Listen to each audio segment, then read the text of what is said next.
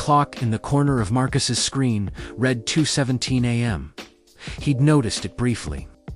The way you notice a speed limit sign when you're already doing 90 and immediately looked away. Acknowledging the time would make it real. And right now, nothing was real, except the sun-baked sprawl of Leonida, stretching out in front of him, in stunning, ridiculous detail. He'd bought the game at midnight. He hadn't moved since his roommate, Derek, had shuffled past the living room doorway twice already. First in his work clothes, then in his pajamas. He paused now at the door, toothbrush hanging from his mouth, squinting at the screen where a police helicopter was spinning out of control over a Vice City highway. Marcus it's 2 a.m. I know. You have that interview tomorrow. A pause. On screen, the helicopter clipped a billboard advertising Shark energy drink for the predators among us, and exploded, magnificently, into the overpass below. Marcus let out a sound that wasn't quite a word. Derek stared for a long moment, glanced at the screen, where Lucia was now calmly carjacking a speedboat, while 3 wanted stars pulsed in the corner, and walked back to his room.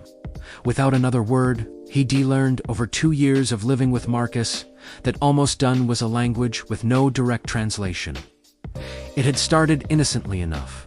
Marcus had just wanted to see the opening, get a feel for the controls, maybe cruise around Vice City for 20 minutes, soak in the atmosphere, the pastel buildings, the palm trees swaying over the ocean boulevard, the radio stations cycling through summer hits and late-night talk shows. That was 4 hours ago.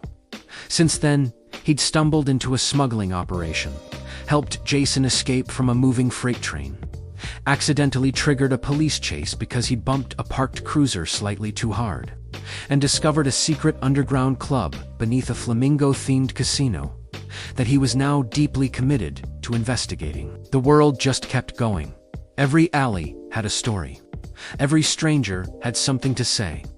He'd pulled over just to watch a thunderstorm roll in off the coast, and sat there for a full 3 minutes, controller in his lap, genuinely in awe of a video game sunset. It was, without question, the most irresponsible night he'd had in years. He was having the time of his life. By 3 a.m., he'd made himself a deal. Finish this mission. Just this one, the one where Lucia and Jason were supposed to intercept a shipment at the old airstrip on the edge of the Leonida swamps. And then he'd sleep. Reasonable, mature, responsible. The airstrip mission lasted 45 minutes, partly because it was longer than expected. Mostly because Marcus drove the getaway truck into the swamp within the first 30 seconds, and had to improvise, which led to a boat chase, which led to a standoff on a rope bridge, which led to the kind of cinematic, ridiculous, perfectly timed explosion that made him immediately rewind the clip to watch it again. He was grinning like an idiot, in an empty room at 3:48 in the morning.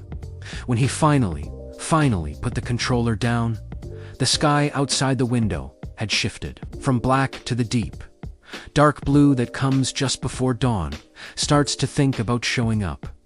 His back ached. His eyes felt like sandpaper. The warm energy drink on the coffee table was a monument to bad decisions. He looked at the save screen, at the glowing map of Leonida, dotted with icons he hadn't touched yet. Side missions, hidden locations, strangers with question marks above their heads, whole coastlines he hadn't driven, radio stations he hadn't heard. His interview was in 6 hours. He turned off the TV, stood up, stretched, winced, and walked toward his room. And right before he closed his eyes, flat on his back in the dark, he thought about that rope bridge, about the look on Lucia's face in the cutscene right after, about the mission he'd spotted on the map, just north of the city. Couldn't take long. Marcus smiled at the ceiling. Tomorrow night came faster than Marcus expected. He'd survived the interview, barely. He'd sat across from a man in a gray suit who kept asking about team synergy and growth mindset, while Marcus nodded along, running on 4 hours of sleep and 2 coffees, secretly thinking about the mission icon sitting just north of Vice City that he hadn't touched yet. he got the job anyway. He didn't tell Derek until they were both on the couch that evening, because telling Derek would mean celebrating. And celebrating would cost time, and the PlayStation was right there. "You got it?" Derek stared at him. "Yeah, Marcus, I know. We should go out, drinks, celebrate." Properly, Marcus looked at the TV, then at Derek. Then at the TV, Derek closed his eyes slowly, the way a man accepts something he cannot change. "1 hour," he said. "Then we're going out." "Absolutely," said Marcus, already reaching for the controller. The mission north of the city turned out to be nothing like he expected. It started simply enough. A contact named Ricky Valdez, standing outside a Rustyton diner on the edge of the Lenida. Wetland's cigarette in his mouth, looking like a man who'd made exclusively bad decisions his entire life, and was proud of every single one. The job: escort a truck. Simple, clean, 40 minutes, tops. Marcus had played enough GTA to know that simple and clean was the game's way of laughing at you. Before everything fell apart, he was right. 10 minutes in, the truck wasn't a regular truck. It was carrying something. The game wouldn't tell him what yet. And that mystery alone kept his finger off the pause button. Lucia rode shotgun in the cab, jaw tight, eyes scanning the highway, like she was waiting for something she already knew was coming. Jason was 3 cars back, radio silent. Then the black SUVs appeared. 4 of them, moving fast. No plates. "Here we go," Marcus whispered to nobody. What followed was 20 minutes of the most chaotic, beautiful, ridiculous driving he'd ever done in a video game. The SUVs weren't police. They were something else. Private, organized, expensive. The kind of people who didn't show up unless the stakes were high and the money was higher. They hit the truck from 3 sides simultaneously, and Marcus, controlling Lucia, had approximately half a second to decide between the highway, the service road, or the swamp. He chose the swamp. Again, Derek, who had wandered in with 2 cups of tea, expecting to stay for 10 minutes, sat down on the arm of the sofa. He was still there 40 minutes later.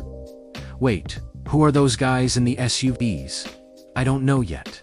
"And what's in the truck?" "Still don't know, Marcus. This game is actually, I know they made it out. Just, Lucia and Jason ditched the truck in an abandoned sugar mill, 20 miles south of where they started. Covered it with tarps that seemed to appear from nowhere, the way things do in video games, and waited. The cutscene that followed was 4 minutes long. Marcus didn't skip a single second. It turned out the truck was carrying documents, financial records belonging to a man named Mercer Holt. A name that meant nothing yet, but clearly meant everything to whoever sent the SUVs. Lucia didn't trust Ricky. Jason trusted nobody. And somewhere in the background, a third party was watching all of it from a distance. Identity unknown, motives unclear. Marcus sat forward on the sofa. This was what he'd been waiting for. Not just the missions, not just the chaos, but the feeling that the world had depth. That pulling on one thread would unravel something bigger. That Vice City wasn't just a playground, but a story, layered and alive. And he was only standing at the very edge of it. Derek had given up on going out. He was lying on the other end of the sofa now, arms folded, watching the cutscene with the focused expression of a man who had accidentally started caring about fictional criminals. Who's watching them from the building? No idea. Can you go find out? Derek, what do you want to play? A pause. Maybe just for a bit, Derek said. Just for a bit, we all know how that ends. PART 2. Dropping soon, follow, so you don't miss it.